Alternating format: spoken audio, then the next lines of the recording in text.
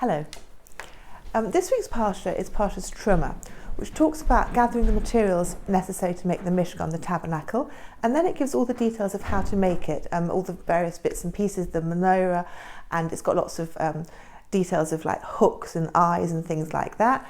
And it's quite complicated and it's not usually considered to be one of the more interesting sedras in the Torah. These days there's lots of picture books and websites, and if you want to see what it looked like, you can go online or you can get hold of one of these picture books and see what it looked like, and it's actually quite interesting. But in terms of reading it, as I say, it's not one of the most interesting things to read, but I think what we can do is look at it and see whether there are any life messages that we can benefit from rather than design suggestions. So there are 2 points, 2 divrei Torah that I'd like to share, both on the same kind of theme.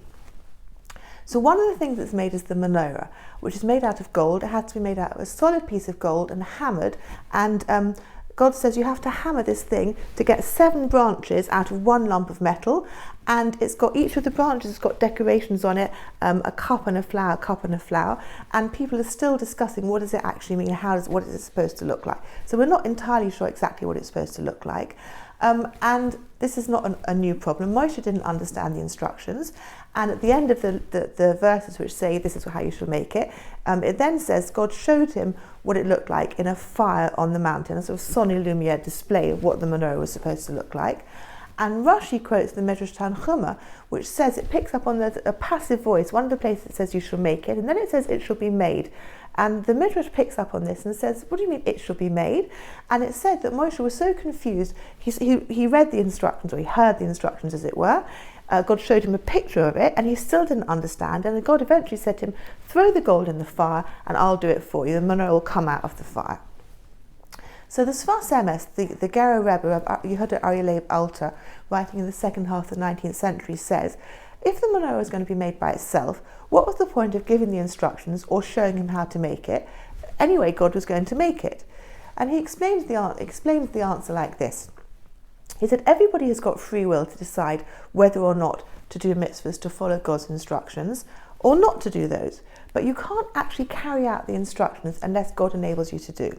So, for example, you might decide you want to donate to charity, but you haven't got any money, or you haven't got a charity box, or you're going to do it online and your card doesn't work, your internet goes down. There's a whole load of practical steps which have to happen in order for you to actualize that desire to give tzedakah. Or any mitzvah, you might decide to go to shul, a person might decide to go to shul and fall over in the street and they don't get that. What does God actually want? What he wants you to do is to try to do mitzvahs. And the Swast says, if you really, really try, then God will give you the siyat dishmaya, the heavenly assistance, to enable you to do it. And so here we see he's giving giving Moshe the instructions, and he's showing him a picture, so he'll try to build it. And when he sees that he's really trying, then God completes the activity himself and he makes the menorah.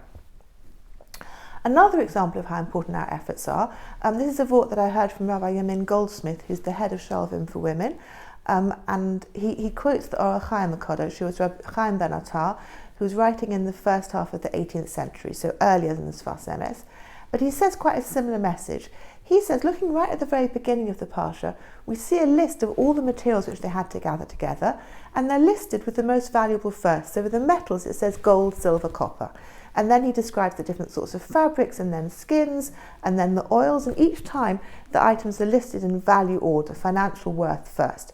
Until right at the very end, and it mentions the 2 types of precious stones which were needed for the garments which the Kohen Gadol would wear, the Avnei Shoham and the Avnei Meluim, 2 different sorts of precious stones. And in order of value, they should have been right at the top. Maybe they were worth more than gold, or certainly equivalent to gold. They should have been right near the top of the list. So the Orach Chaim gives 3 reasons why they're at the end. And the third reason he gives is that all the other materials mentioned, the metals and the fabrics and the skins and even the oils, the Bnei Yisrael, the Jewish people, had brought them with them when they came out of Egypt, or they'd collected them after the splitting of the Red Sea, when all the Egyptians and their possessions were sort of thrown around and lying there. They'd gathered up these things, and they'd invested effort in it, and they'd been carrying them around ever since. But these stones, according to the Gemara in Yoma, where it talks about the mon, which we talked about a couple of weeks ago, one of the other things about it is, this opinion in the Gemara says that when the mon fell on the floor, on the ground, there was also pearls and precious stones. And so these precious stones were the precious stones which the princes donated right at the end. That's in the list of the which were donated, and that's why they're at the bottom. Right, I'm sorry, let's start that again.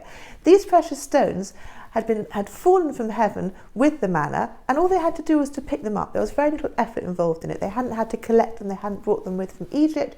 Minimal effort. And so that's why it wasn't such a big deal to donate them. And so that's why, in God's eyes, as it were, they were worth less, because what he prized was the effort which the Jewish people had invested in collecting choosing the things they brought with from Egypt, or collecting them at the Yam Suf and carrying them around. And the precious stones in this way were worth less, and that's why they were at the bottom of the list.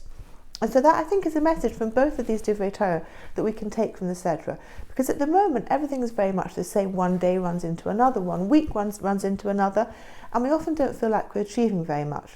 But what we need to do is to keep on trying, whether it's trying to be kind and pleasant to the people that we're living with or interacting with, whether it's trying to do mitzvahs, and even though sometimes it feels like we're not really getting anywhere, all the effort that we're putting in is noticed, and it all counts. Have a good Shabbos.